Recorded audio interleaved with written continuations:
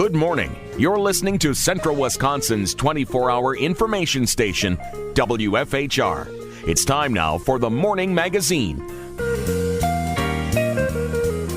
Welcome, everybody, to Morning Magazine for this January 25th, 2023. If your host, James J. Maloff here, just trying to figure out what day it is, apparently. We got at 10:30 a great guest joining us. Ann Lepek from ODC is going to be with us. Ann's going to give us an update on milkweed, ink splash, and a number of other things over there at the ODC. Looking forward to that. Right now, in studio, we have with us Jeremy Solin. He is the new area UW Extension Director of Wood, Portage, Marathon, and Clark counties. Jeremy, thank you for being here. Yeah, good morning. Good to be here.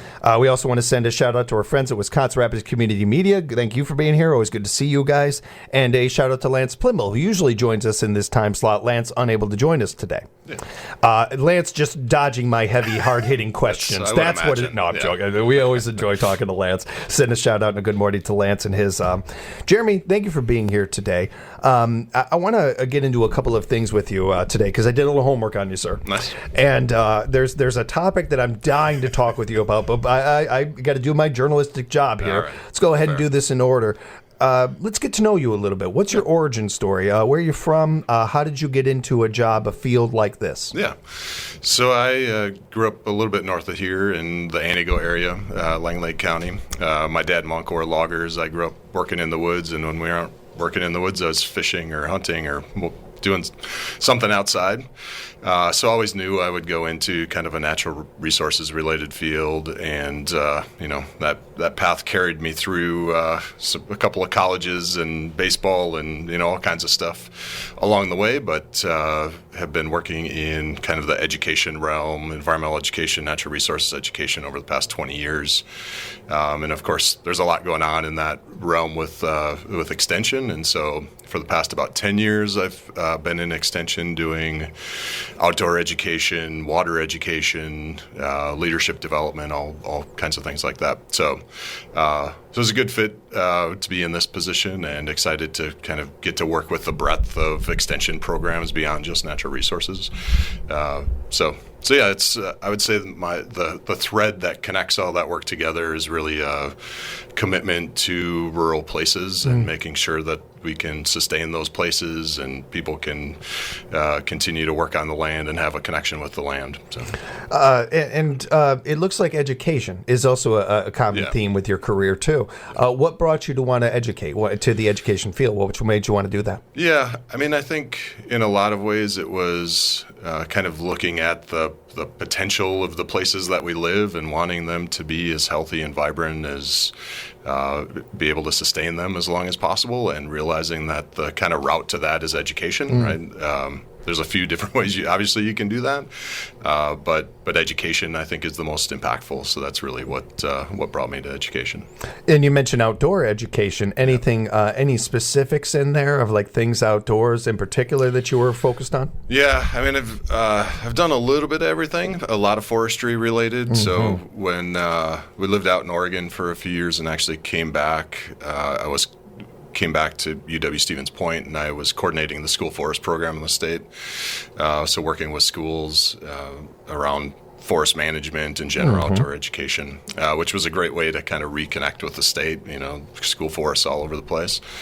And then I've also done a lot of water education work. Obviously, we're incredibly fortunate here to have as much water as we do, but there's also a lot of issues around that, so there's a lot of need there as well. When it comes to just educating and what extension does, what are you hoping to add to that? Yeah, I mean, I think we do amazing work, right? Extension's role is to kind of tap into the knowledge and skills of the university and make sure that that's accessible to all of our communities throughout the state. And we do that by providing education programs. We're really fortunate in Wood County. We have a wide range of programs to do that. So my role is really to continue to support those educators who are running those programs, and then also make sure that we have strong relationship with our counties and county boards who are partners in providing those programs, and to make sure that we're continuing to meet the needs. So as much as anything, it's continuing to support the work that we're already doing, and then continuing to look for what are the needs that we may not be addressing. How can we more effectively do that? When it comes to our relationship here at WFHR with Extension, it goes way back ways, and we really enjoy that relationship. Yeah. It's very mutual beneficial. We love having them come in, let the audience know something. Sometimes Pam and I aren't sure who from Extension might be joining us on Thursday, but we always get excited when we just see University Extension, like Wood County, all that. It's a lot of fun for us. Even if I don't know who necessarily it is, I know I'm going to enjoy that conversation. And more times than not, with the gang from Extension, I'm going to learn something. Yeah, for sure. It's a great group of folks and incredibly knowledgeable. I love the different categories too of things. Tomorrow we've got Laura Huber joining us from 4-H, things like that. I've talked on the air a lot when Rachel Whitehair was there, how much I learned from Rachel. Matt Lippert, I don't come from an ag background, so literally every time Matt is on the air with us, I'm learning something. It's a lot of fun. And as you're new in the position and everything, there's some other things that are coming with this too. Last month, because as we have people from Extension join us, I try to focus on whatever the theme is for that show. But this is kind of one that approaches all of Extension that we didn't get a chance to touch on, although it did come out last month. New Extension project supports the growth of Wisconsin's maple syrup industry. Can we talk a little bit about this? Because I'll be honest with you, sir, this is all I wanted to talk about was maple syrup. We can do that. I'm a diehard maple syrup guy. I love maple syrup. We're going to spend the next 2 hours. We're going to go over the ODC's time. I hope you got enough film in there because we're going to keep. Nice. What brought this about? Yeah, so full disclosure, I guess my role before Area Extension Director was as the maple syrup project coordinator in the state, and that I've been making maple syrup my whole life. I have a business, maple syrup focused business, and so it's runs pretty deep in me. I'm probably like half maple syrup at any given time. I'm good. That's good to hear.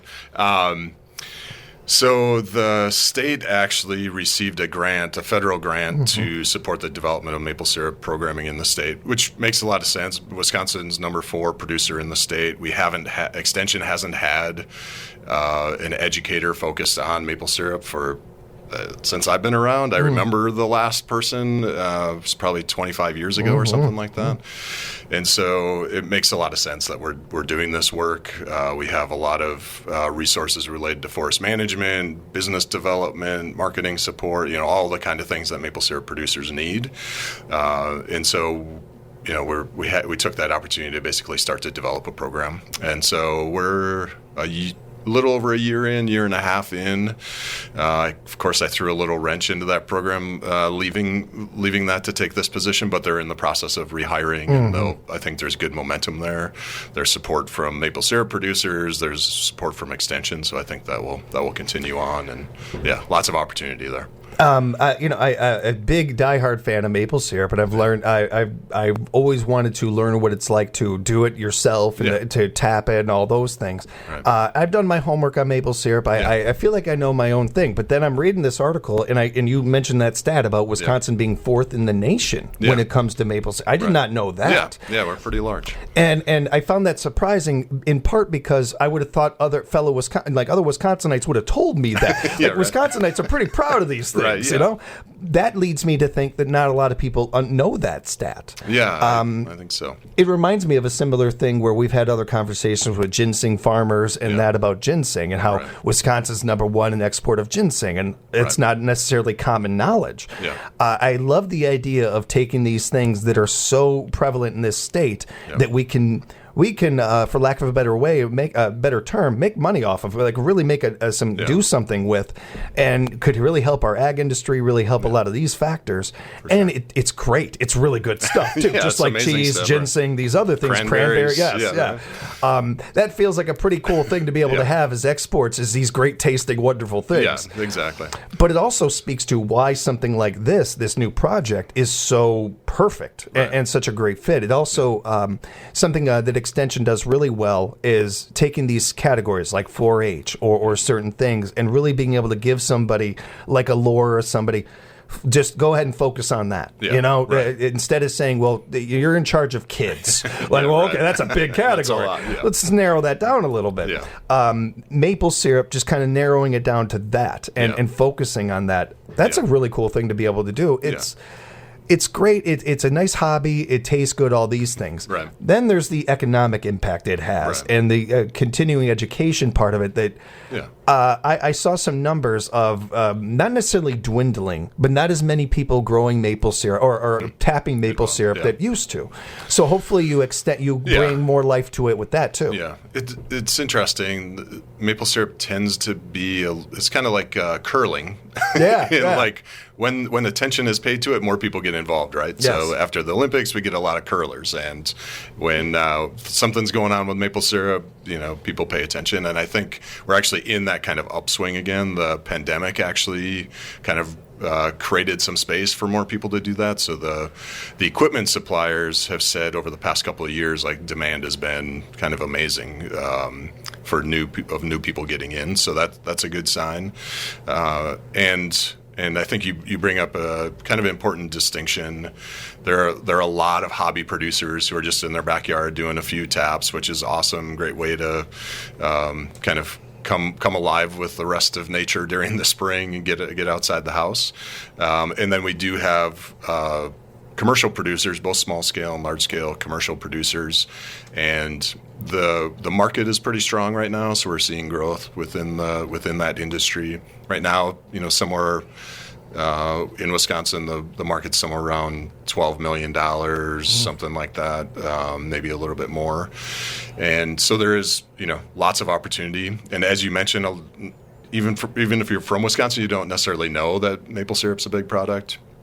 And that's true across the U.S. So everybody hears about Vermont maple syrup, which is fine. Yeah, it's fine. It's but right. we make, I would say, better maple syrup. We have more maple trees than Vermont does, and we have just incredible potential there. And so it does make sense that Extension's involved, supporting research around how do we be most efficient and sustainable in our production, how do we develop new products, all of those kind of things will come along with that for the producers to kind of expand their operation, new people to get in. So we have Jeremy Solon, new area UW Extension Director, joining us right now. And Jeremy, we've had joining us before, actually just a week ago, Taylor, the new Alice in Dairyland. Yep. And one of the things that she likes to focus on is made in Wisconsin products and how important that is to keep money in state, to help fellow industry farmers and farms and those kind of things. But there's also a pride that comes from that too. Yeah. Oh, sure. that really people enjoy. And do you think something like this could help certainly grow the industry, but grow it to a point where it's up there with the ginsengs, the cranberries and stuff as far as exports for our farmers in the state?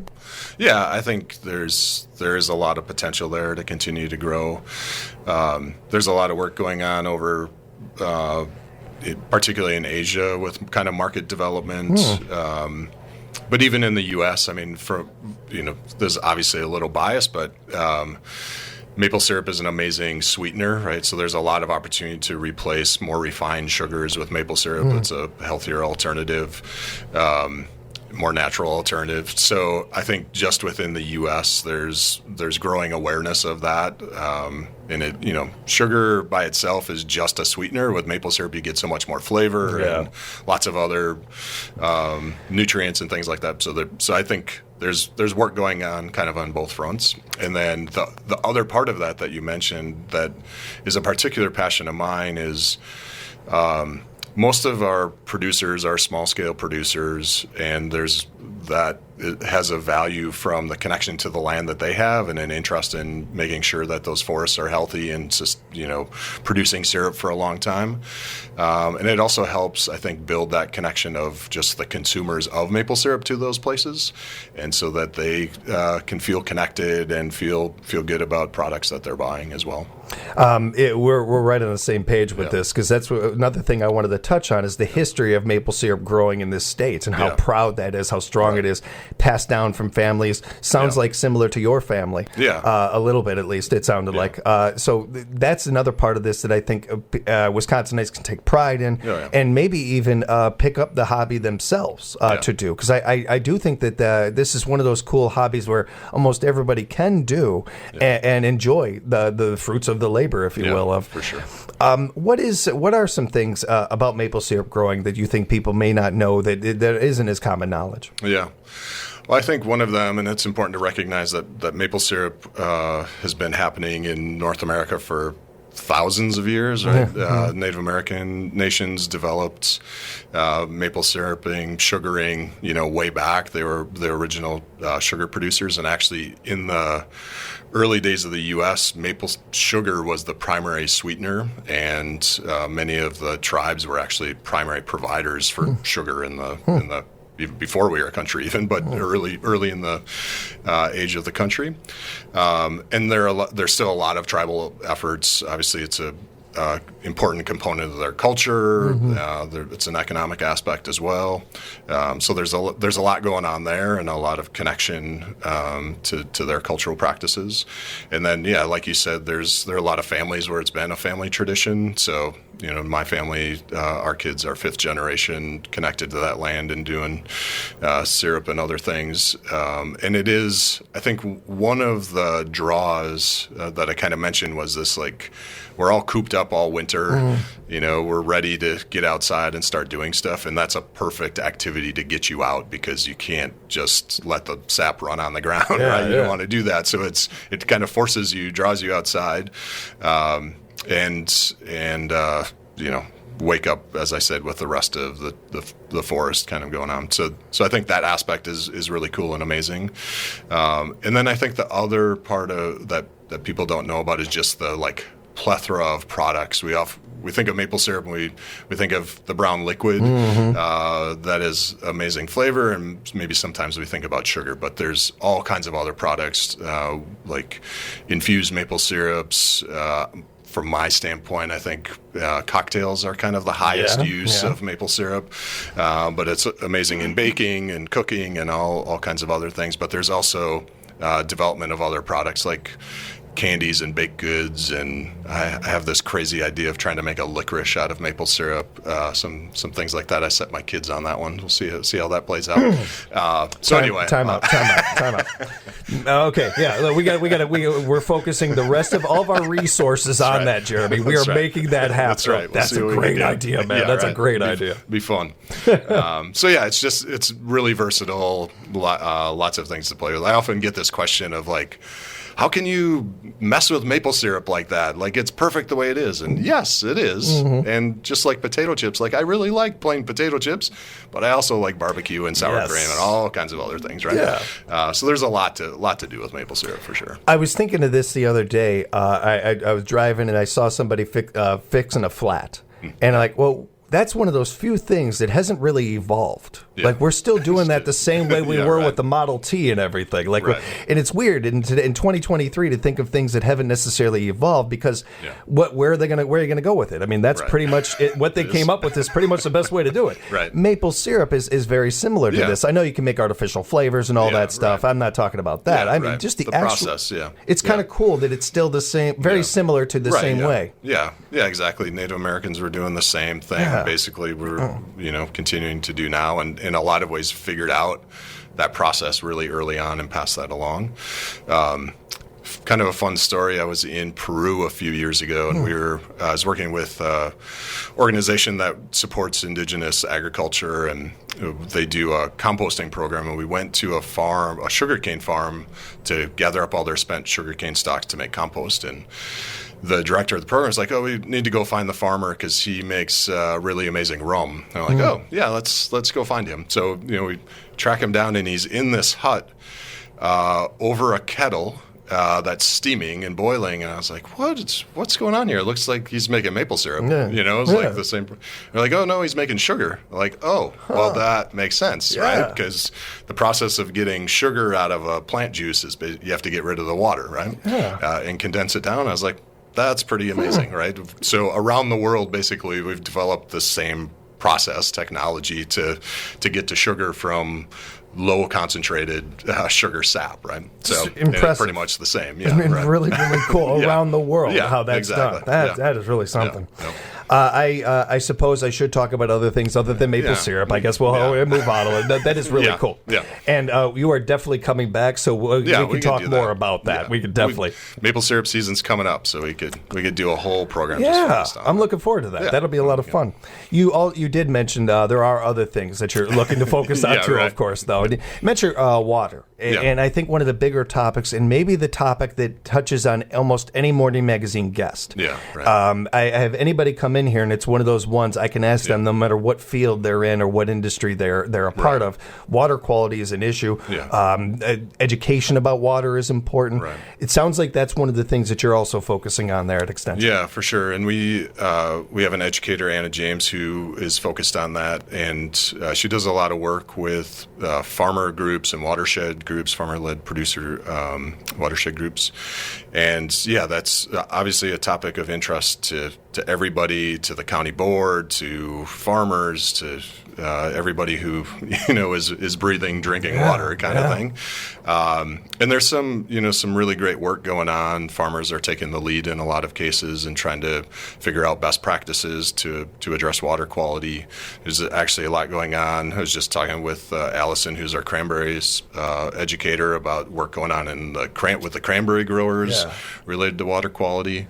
It does touch on a lot of different aspects. I think even within community development, there's an aspect of that, because it's hard to have livable communities if we don't have access to good water. So it's a pretty strong theme, I would say, particularly in this area. Is there intent, like from Extension, to come up with more educators for certain categories or for certain fields? Yeah. There is an initiative within Extension to work within kind of that relationship between agriculture and water. So we do have some new educators coming on board there who are more at the state and regional level. And I think that's one of the other things about Extension that a lot of people don't realize is that they see the local educators, which is awesome, but those local educators are able to leverage kind of that vast statewide network of resources. And within natural resources, we have forestry, water, soils folks who are doing a lot of research, agriculture focused research, and that really is the role of the local educators to bring that knowledge into our communities. And so that is one area, though, where we've invested recently in developing more research on kind of agricultural practices that support improved water quality. Just a question for not Jeremy, the executive director, but Jeremy, the Wisconsinite. Yeah. Do you have hope about the water quality in this state in at the end of 23, 2024 going forward here? Yeah.